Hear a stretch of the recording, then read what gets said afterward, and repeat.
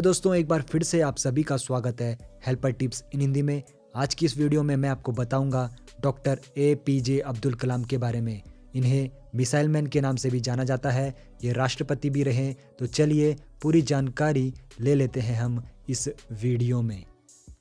15 अक्टूबर 1931 को धनुषकोडी गांव रामेश्वरम तमिलनाडु में एक मध्यम वर्ग मुस्लिम अंसार परिवार में इनका जन्म हुआ।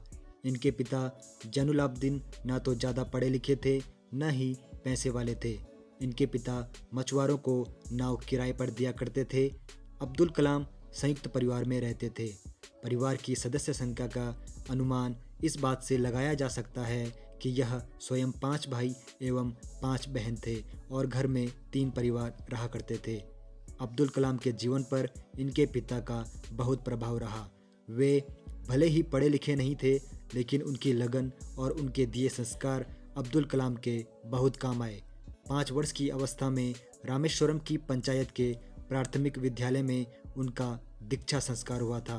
उनके शिक्षक यादुराई सोलोमन ने उनसे कहा था कि जीवन में सफलता तथा अनुकूल परिणाम प्राप्त करने के लिए तीव्र इच्छा, आस्था, अपेक्षा, इन 3 शक्तियों को भली भांति समझ लेना और उन पर प्रभुत्व स्थापित करना चाहिए। 5वीं कक्षा में पढ़ते समय उनके अध्यापक उन्हें पक्षी के उड़ने के तरीके की जानकारी दे रहे थे, लेकिन जब छात्रों को समझ नहीं आया तो अध्यापक उनको समुद्र तट ले गए, जहां उड़ते हुए पक्षियों को दिखाकर अच्छे से समझाया।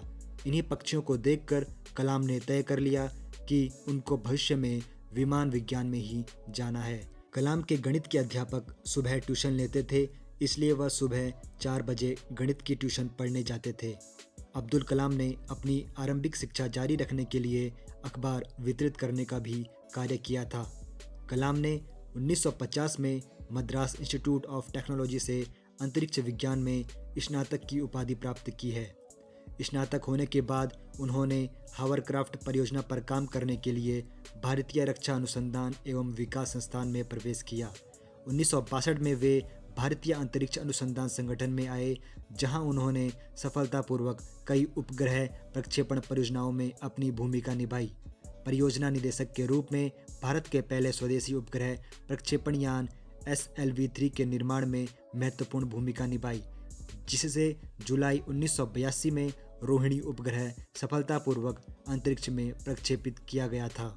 डॉक्टर कलाम के वैज्ञानिक जीवन के बारे में बात करें तो 1972 में वे भारतीय अंतरिक्ष अनुसंधान संगठन से जुड़े। अब्दुल कलाम को परियोजना महानिदेशक के रूप में भारत का पहला स्वदेशी उपग्रह SLV-3 प्रक्षेपास्त्र बनाने का श्रेय हासिल हुआ। 1980 में इन्होंने रोहिणी उपग्रह को पृथ्वी की कक्षा के निकट स्थापित किया था। इस प्रकार भारत भी अंतर्राष्ट्रीय अंतरिक्ष क्लब का सदस्य बन गया। इसरो लॉन्च व्हीकल प्रोग्राम को परवान चढ़ाने का श्रेय भी इन्हें प्रदान किया जाता है।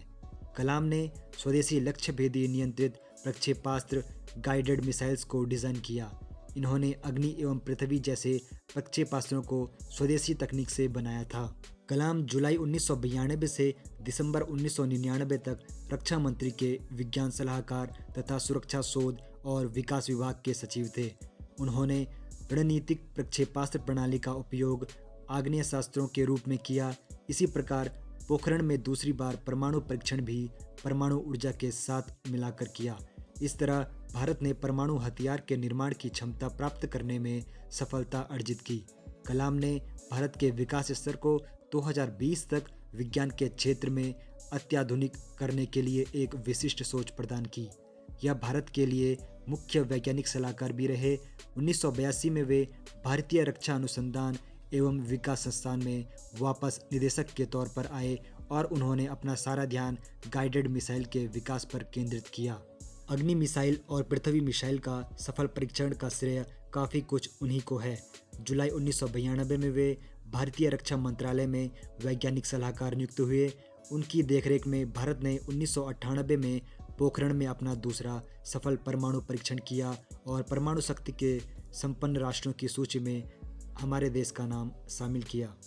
डॉक्टर कलाम राष्ट्रपति निर्वाचित हुए थे। इन्हें भारतीय जनता पार्टी समर्थित NDA घटक दलों ने अपना उम्मीदवार बनाया था, जिसका वाम दलों के अलावा समस्त दलों ने समर्थन किया। 18 जुलाई 2002 को कलाम को 90% बहुमत द्वारा भारत का राष्ट्रपति चुना गया था और इन्हें 25 जुलाई 2002 को संसद भवन के अशोक कक्ष में राष्ट्रपति पद की शपथ दिलाई गई। इस संक्षिप्त समारोह में प्रधानमंत्री अटल बिहारी वाजपेयी, उनके मंत्रिमंडल के सदस्य तथा अधिकारीगण उपस्थित थे। इनका कार्यकाल 25 जुलाई 2007 को समाप्त हुआ। अब्दुल कलाम व्यक्तिगत जिंदगी में बेहद अनुशासन प्रिय थे। यह शाकाहारी थे। इन्होंने अपनी जीवनी विंग्स ऑफ फायर भारतीय युवाओं को मार्गदर्शन प्रदान करने वाले अंदाज में लिखी है। इनकी दूसरी पुस्तक guiding souls dialogues of the purpose of life आत्मिक विचारों को उद्घाटित करती है। इन्होंने तमिल भाषा में कविताएं भी लिखी है। यह भी ज्ञात हुआ है कि दक्षिणी कोरिया में इनकी पुस्तकें काफ़ी मांग में हैं और वहाँ इन्हें बहुत अधिक पसंद किया जाता है। डॉक्टर कलाम ने साहित्यिक रूप से भी अपने विचारों को 4 पुस्तकों में समाहित किया है। India 2020, a vision for the new millennium, my journey तथा ignited minds unleashing the power within India. इन पुस्तकों का कई भारतीय तथा विदेशी भाषाओं में अनुवाद हो चुका है। डॉक्टर कलाम को 40 विश्वविद्यालयों द्वारा मानद डॉक्टरेट की उपाधियां प्रदान की गई थी। अब बात कर लेते हैं डॉक्टर कलाम को दिए गए पुरस्कार और सम्मान की।